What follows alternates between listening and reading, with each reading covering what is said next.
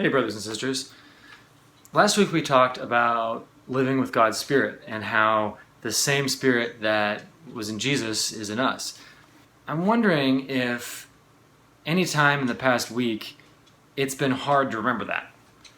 Is there some kind of situation or a person where it's become really difficult to remember that God's Spirit is actually living in you or to feel like it? If that's the case, then there's an idea I want you to think about. So it's something that Jesus said. It's that the eye is the lamp of the body. The eye is the lamp of the body. And that's one that I've always struggled to fully understand. But I wonder if it has something to do with the importance of how we see things.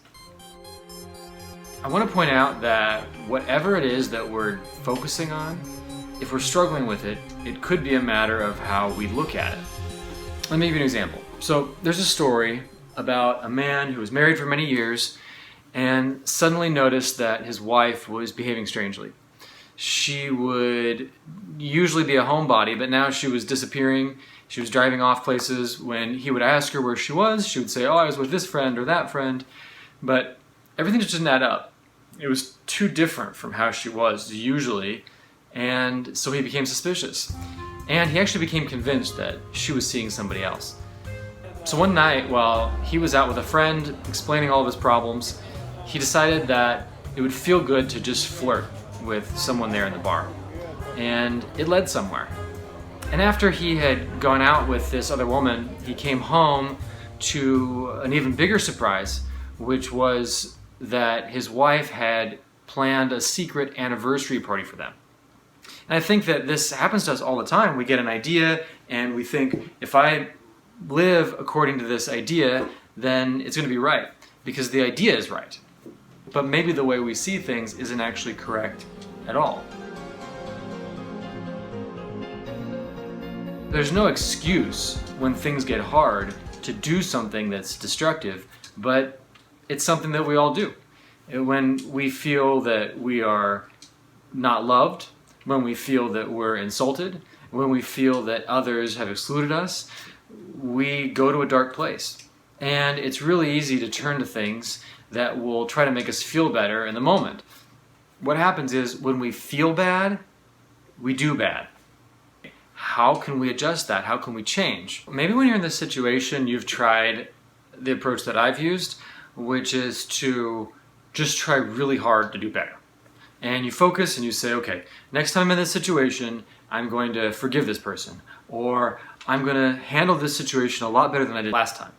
Usually it gives you a little bit of motivation and you start out and you make a little bit of progress, and then as soon as that same emotion comes back, as soon as that person does that same thing, you're right back where you started. Given what Jesus said, the critical thing could be to change the way you see the situation. But that's hard to do, because that's how you see it. For all of us, when we see things, we're convinced by them because we assume that we're seeing things correctly. So how can we get around this? What I wonder is if maybe the way that we understand what's happening around us actually has a lot to do with how we understand ourselves. This is when I think it might be helpful to remember how God looks at us. Now, it's said a lot that God can see everything, that God is always watching. And depending on your perspective, this could be a really encouraging thing, or it could be kind of menacing. Like God is watching and saying, "I see what you've done." Of course, we know better than that. The question is, do we live better than that? And in moments like this, it's important to remember that actually God doesn't watch us to wait for us to do something wrong. God sees us. God perceives who we are. God acknowledges us. God cares about us. Ask anyone who's ever held a John 3:16 poster at a sports game, and you'll find out that actually it's about adoring us. It's about wanting us to be who we really are and being free from anything that would hold us back. So God looks at us and says, "I see you. I recognize you. I care about you. But there have been so many times when I've tried by sheer force to make myself do better.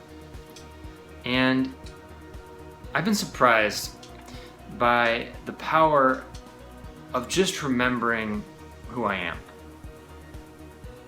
Instead of trying to muscle through it and trying to figure out how to do better and becoming more and more frustrated, instead take a step back and remember who you are. Remember that God is looking at you and seeing you.